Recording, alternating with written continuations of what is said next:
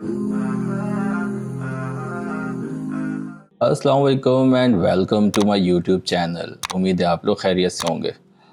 बहुत सारे वालिदैन का ये सवाल होता है कि डॉक्टर साहब बच्चों को बुखार में झटके क्यों लग जाते हैं, और बहुत सारे हमारे पास पेशेंट भी, बच्चे भी इस तरह से आते हैं कि उनको बुखार हुआ और अचानक से उनको झटके लग गए। इससे पहले उनको कभी बचपन में झटके नहीं लगे, ना उनकी कभी कोई फैमिली हिस्ट्री है झटके की, लेकिन अचानक से उनको बुखार हुआ और अचानक से उनको झटके पड़ने शुरू हो गए। तो अगरचे ये फैमिली के लिए बहुत ही ज़्यादा कंसर्निंग, बहुत ही ज़्यादा परेशान कुन मरहला होता है, लेकिन आज ज़रा मैं आपको समझाने की कोशिश करता हूँ कि बुखार में झटके क्यों पड़ जाते हैं।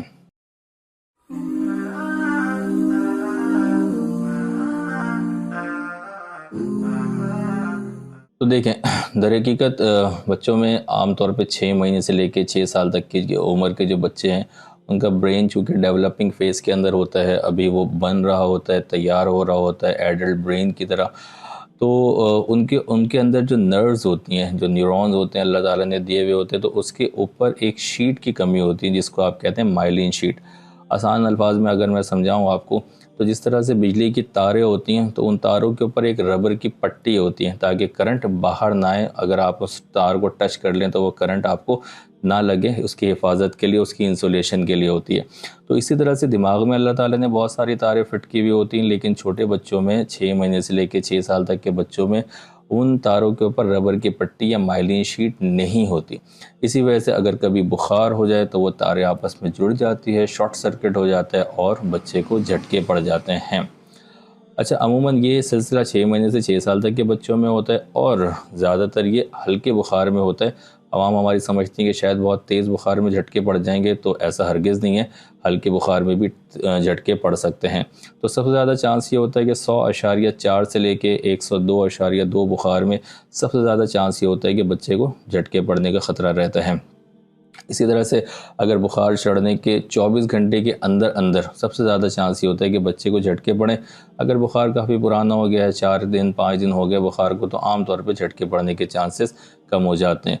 तो होता इसी तरह से, और वालिदैन अक्सर हिस्ट्री भी इसी तरह से देते हैं कि डॉक्टर साहब बच्चा तो हमारा बिल्कुल सही था, अभी खेल रहा था, अचानक से इसको नज़ला हुआ है, थोड़ी सी खांसी बुखार हुआ है और उसको झटके पड़ने शुरू हो गए हैं।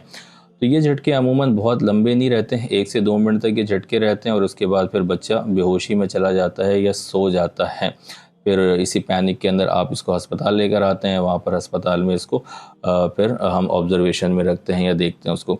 अगर एक बच्चे को पहली दफ़ा बुखार में झटके पड़े, तो चूँकि ये जो बुखार के जो झटके होते हैं जिसको फेब्राइल फिट्स कहते हैं, ये हमारी ज़बान में डायग्नोसिस ऑफ एक्सक्लूजन है। डायग्नोसिस ऑफ एक्सक्लूजन का मतलब ये होता है कि जब आप सारी बीमारियां जिसमें झटके पड़ सकते हैं, आप उसको देख लेते हैं कि ये बीमारी भी नहीं है, ये बीमारी भी नहीं है और ये बीमारी भी नहीं है, तो फिर आप कहते हैं कि हाँ जी, इसको बुखार की वजह से झटके पड़े हैं।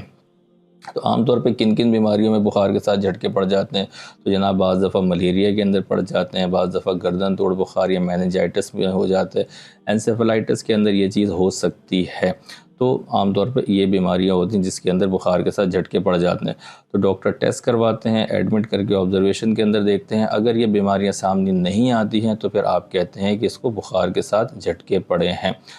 तो कब आपको परेशान होना चाहिए या इमरजेंसी की सूरत हाल में आपको क्या करना चाहिए?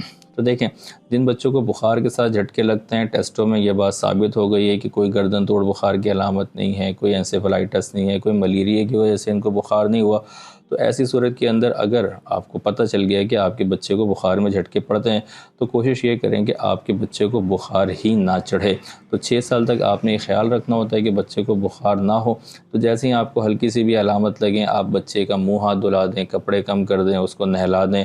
बुखार उतारने की जो पट्टी आती है, आप उसको भी इस्तेमाल कर सकते हैं। बुखार उतारने की जो अद्वियात होती हैं, ये कालपोल हैं या पैनाडोल, आप उसको भी इस्तेमाल कर सकते हैं।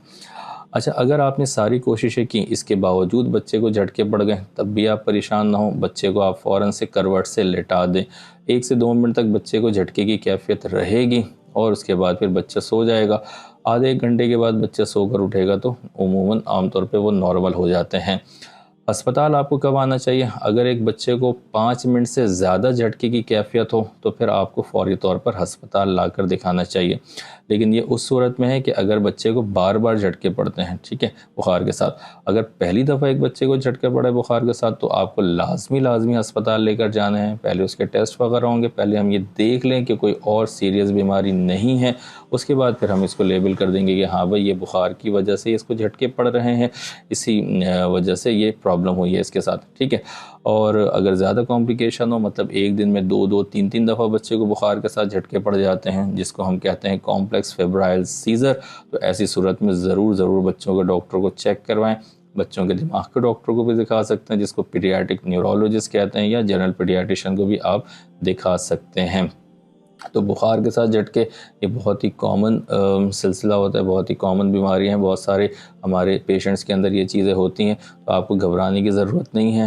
بہت ساری کیسز کے اندر آلموسٹ آپ سمجھ لیں 90% سے زیادہ کیسز کے اندر وقت گزرنے کے ساتھ ساتھ جیسے بچے کی ایج بہتر ہوتی ہے، 6 سال تک ہوتا ہے، اس کا دماغ میچور ہوتا ہے، اس کے دماغ میں جو نیورونز ہے اس میں مائلین شیٹ، یا سمجھ لیں کہ پٹی اس کی آ جاتی ہے، مائلین شیٹ اس کا ریڈی ہو جاتا ہے، تو اس کے بعد بخار میں جھٹکے آنا بھی بند ہو جاتے ہیں. تو امید ہے آپ کو یہ ویڈیو پسند آئی ہوگی. اسی طرح کی ویڈیو دیکھنے کے لیے ہمارے چینل کو لائک کریں، سبسکرائب کریں، ہمارے چینل کو دیکھتے رہیں. Caring for little ones with doctor Ashraf. السلام علیکم ورحمۃ اللہ.